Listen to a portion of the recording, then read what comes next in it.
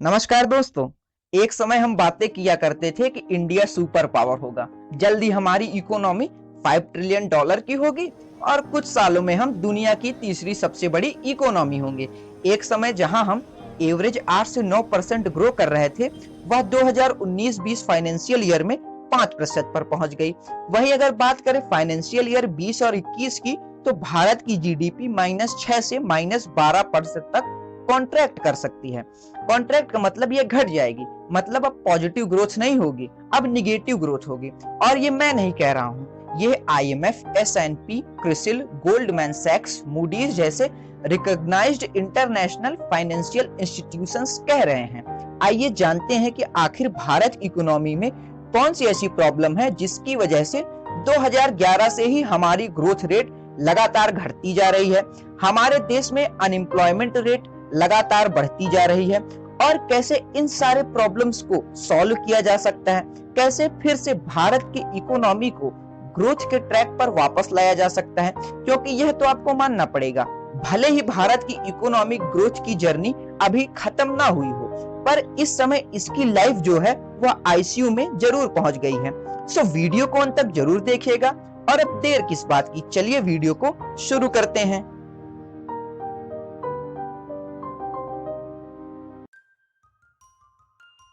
Actually में Indian economy में problem सन 2011 से ही शुरू हो गई थी, जब हम डायरेक्टली 8.5% से 5.2% की ग्रोथ रेट पर पहुंच गए, और 2012 में 5.4% की ग्रोथ रेट ही हुई। हालांकि बीच के 2 साल 2015 तथा 2016 में हमने 8% ग्रोथ रेट दिखाई, पर यह टेम्परेरी थी, और इसके बाद लगातार हमारी जीडीपी ग्रोथ रेट घटती गई। साल 2018 में पहुंचते पहुंचते देश में अनएम्प्लॉयमेंट रेट 45 साल में हाईएस्ट रही।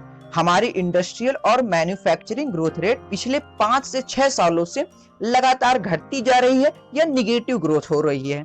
इंडिया की हाउस होल्ड सेविंग्स भी ऑल टाइम लोएस्ट पहुंच गई हैं, और फिर 2019 में हमारी इंडियन इकोनॉमी स्लो डाउन में पहुंच गई।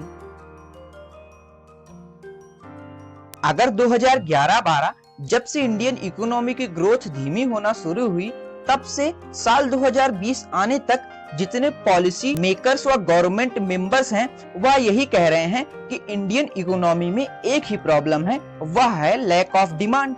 लोग कंजम्पशन कम कर रहे हैं, और यह एक साइक्लिकल प्रॉब्लम है। एक्चुअली में 2019 की जब स्लो डाउन इंडियन इकोनॉमी में आई थी, तब यह बहुत बड़ी डिबेट चली थी कि इंडियन इकोनॉमी की करंट स्लो डाउन साइक्लिकल है या स्ट्रक्चरल। देखिए, साइक्लिकल का मतलब है कि किसी चीज की डिमांड में कम हो जाना, और ऐसा हर इकोनॉमी में 3 से 4 साल में होता है, जिसके पीछे कई सारे कारण हो सकते हैं। हो सकता है कि उस पर्टिकुलर चीज को लोगों ने कंज्यूम करना बंद कर दिया हो और उसकी जगह पर नई चीजों का यूज करने लगे हों, या फिर लोगों की इनकम में कमी होने के कारण लोग अब उन चीजों को कम खरीदकर फ्यूचर के लिए ज्यादा सेविंग कर रहे हो। पर यार 8 साल तक लगातार यह ट्रेंड तो हो नहीं सकता। सो एक्चुअली में इंडियन इकोनॉमी में जो प्रॉब्लम है वह है structural problem. Famous economist Adam Smith की माने तो कोई भी कंट्री या इकोनॉमी सबसे पहले एग्रीकल्चरल स्टेट में ट्रांसफॉर्म होती है। जब वह वहां पर प्रॉस्पर व कॉम्पिटेंट हो जाती है, तब वह अपने आप को इंडस्ट्रियल तथा मैन्युफैक्चरिंग सेक्टर में ट्रांसफॉर्म करती है। जब फिर से वह इकोनॉमी इंडस्ट्रियल व मैन्युफैक्चरिंग सेक्टर में कॉम्पिटेंट हो जाती है, प्रॉस्पर हो जाती है, फिर वह अपने आप को सर्विस व फ्यूचर टेक्नोलॉजी के सेक्टर में ट्रांसफॉर्म करती है, और ऐसे ही कोई economy step by step sustainable growth achieve करती है, और धीरे धीरे वह कंट्री हाई इनकम वाली बन जाती है। फॉर एग्जाम्पल आप अमेरिका, बहुत सारी यूरोपियन कंट्रीज तथा साउथ कोरिया व चाइना को भी ले सकते हो। पर अगर इंडियन इकोनॉमी में कंट्रीब्यूशन के लिहाज से देखा जाए, तो सर्विस सेक्टर का कंट्रीब्यूशन 60% है, एग्रीकल्चर सेक्टर का कंट्रीब्यूशन 16% है, और मैन्युफैक्चरिंग व इंडस्ट्रियल सेक्टर का कंट्रीब्यूशन 24% है। और वहीं पर अगर एम्प्लॉयड वर्क फोर्स की बात की जाए, तो आज भी 50% के लगभग पॉपुलेशन हमारी एग्रीकल्चर सेक्टर में एम्प्लॉयड है, 25 से 30% हमारी पॉपुलेशन सर्विस सेक्टर में एम्प्लॉयड है, और बची खुची जो पॉपुलेशन है वह मैन्युफैक्चरिंग तथा इंडस्ट्रियल सेक्टर में एम्प्लॉयड है। मतलब हमारी इंडियन इकोनॉमी एग्रीकल्चर सेक्टर से मैन्युफैक्चरिंग तथा इंडस्ट्रियल सेक्टर में ट्रांसफॉर्म नहीं हुई, बल्कि यह एग्रीकल्चर से डायरेक्टली सर्विस सेक्टर में ट्रांसफॉर्म हो गई। ना पिछले 4 से 5 सालों में इंडिया में मानसून की स्थिति अल नीनो की वजह से बहुत ही खराब थी। मतलब जो हमारी 50% से ज्यादा वर्कफोर्स एग्रीकल्चर सेक्टर में वर्क करती थी, उनके पास पैसे नहीं है, अब वो अनएम्प्लॉयड हैं। और इसकी वजह से हमारी इकोनॉमी में डिमांड कम हुई, कंजम्पशन कम हुई। फिर उसके बाद सर्विस सेक्टर, जिसमें बहुत सारी जॉब्स हमारी कंट्री में विदेशों से आउटसोर्स होती थी और हम मैसिव अमाउंट में एम्प्लॉयमेंट जनरेट करते थे। अब यूरोप व अमेरिकन देशों में स्लो डाउन होने से, वहां पर फाइनेंशियल क्राइसिस आने से, वहां पर नई नई कंजर्वेटिव गवर्नमेंट आने से तथा उन देशों में भी अनएम्प्लॉयमेंट बढ़ने से हमारे देश में सर्विसेज अब आउटसोर्स होना कम हो गई। इसके साथ अदर डेवलपिंग नेशंस जैसे बांग्लादेश, थाईलैंड, इंडोनेशिया जैसे देश भी इंडिया को सर्विस सेक्टर में टफ कंपटीशन दे रहे हैं, क्योंकि अब वो वेस्टर्न कंट्रीज को कम दामों पर, इंडिया से कम दामों पर अच्छी सर्विसेज प्रोवाइड करवा रहे हैं। इसकी वजह से हमारी जो सर्विस सेक्टर में जॉब्स थी वो भी कम हुई, वहां पर भी अनएम्प्लॉयमेंट बढ़ी और इसकी वजह से जो लोग थे वहां पर वर्क करते थे, उनके पास पैसे नहीं बचे, कंजम्पशन तो घटेगी ना। हमारा मैन्युफैक्चरिंग सेक्टर, जिसको कभी गवर्नमेंट से उस तरीके से सपोर्ट नहीं मिला और उसके साथ साथ उसे अदर कंट्रीज जैसे China, south Korea, Vietnam, Thailand के मैन्युफैक्चरिंग इंडस्ट्रीज से भी कड़ी कंपटीशन मिल रही है। इसकी वजह से वह सरवाइव नहीं कर पा रहा है, सस्टेन नहीं कर पा रहा है। इसकी वजह से वहां पर भी एम्प्लॉयमेंट घटी, वहां पर लोगों की जॉब गई, लोगों के पास पैसे नहीं हुए। अब इन सब की वजह से जो हमारी इकोनॉमी में थी वह डिमांड क्राइसिस आ गई। हमारी इकोनॉमी में आज डिमांड नहीं है।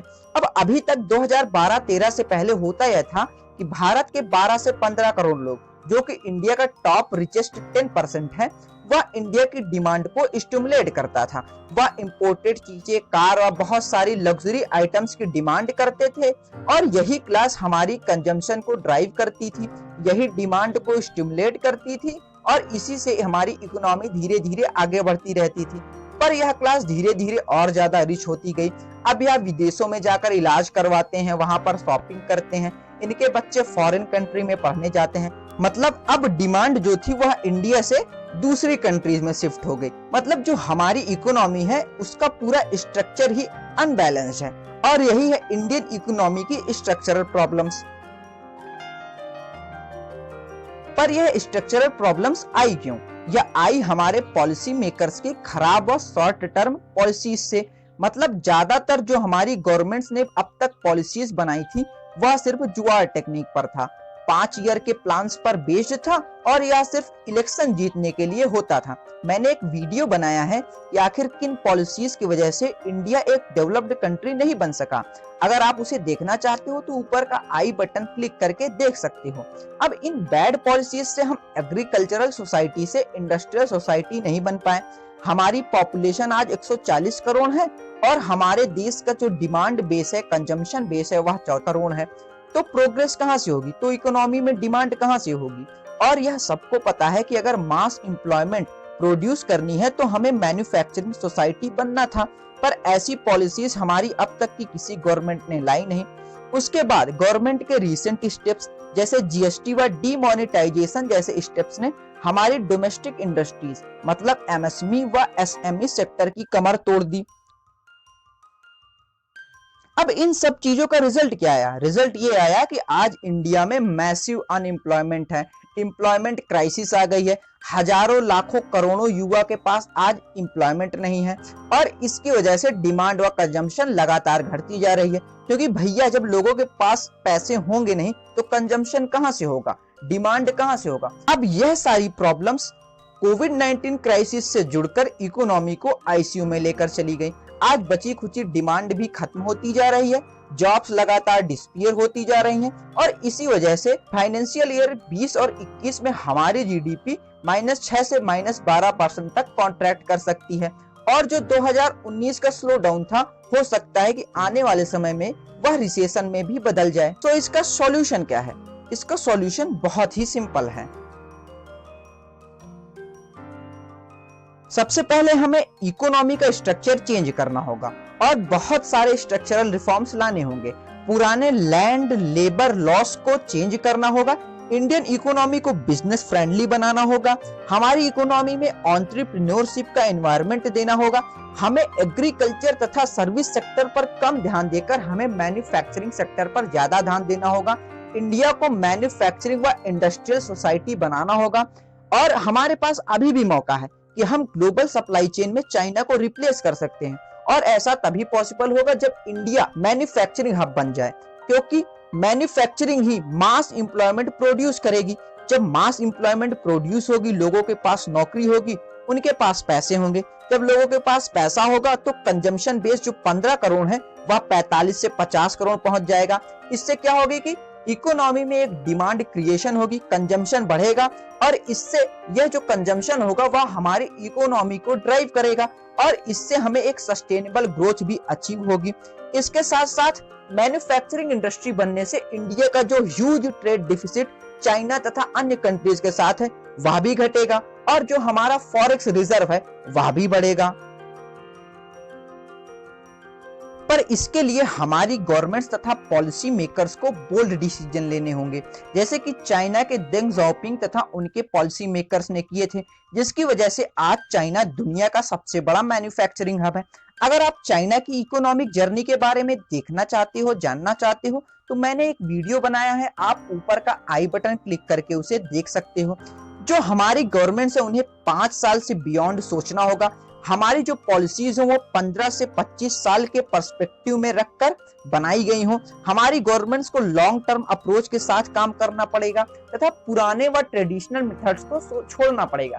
जैसे कि हमारी गवर्नमेंट साल भर में सिर्फ एक बार ही बजट लाती है। हमारी गवर्नमेंट को चाहिए कि 4 से 5 बार बजट का एलोकेशन हो, जिससे हर एक सेक्टर पर पूरी तरीके से ध्यान से उन्हें बजट एलोकेशन किया जा सके और इसके साथ साथ हमारा जो फिस्कल डेफिसिट व टैक्स रेवेन्यू के जो नंबर्स हैं वो भी एक्यूरेटली काउंट किए जा सके या प्रेडिक्ट किए जा सके। इसके साथ साथ हमें अपनी ब्यूरोक्रेसी में भी बहुत ज्यादा सुधार करने की आवश्यकता है, क्योंकि हमारी जो ब्यूरोक्रेसी है बहुत ही ज्यादा इनएफिशिएंट है।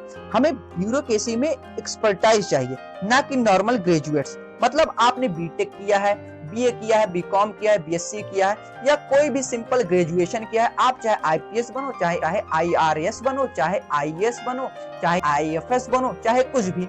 मतलब होता क्या है कि ज्यादातर गवर्नमेंट की जो पॉलिसीज हैं उन्हें हमारे ब्यूरोक्रेसी ही एग्जीक्यूट करती है और बिना एक्सपर्टाइज होने से यह एग्जीक्यूशन इनएफिशिएंट होता है और अच्छी तरीके से ये पॉलिसीज इंप्लीमेंट नहीं हो सकती हैं।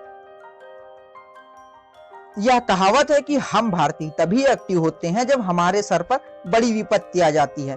पर अगर हम इस समय भी जग जाएं तो इंडियन इकोनॉमी को आईसीयू से बाहर जरूर निकाल सकते हैं। इंडिया की जो ग्रोथ जर्नी है उसे फिर से रफ्तार दी जा सकती है और इंडियन इकोनॉमी को ग्रोथ के ट्रैक पर वापस लाया जा सकता है और शायद हमारे सुपर पावर बनने का सपना भी जरूर पूरा हो सकता है। कैसा लगा आपको ये वीडियो? कमेंट बॉक्स में कमेंट करके जरूर बताइए। अगर आपको मेरा रिसर्च व काम पसंद आता हो तो चैनल को सब्सक्राइब करके बेल आइकन को जरूर दबाइए, ताकि आगे आने वाली इसी तरह की नॉलेजेबल कंटेंट सबसे पहले आप देखो। तब तक के लिए जय हिंद।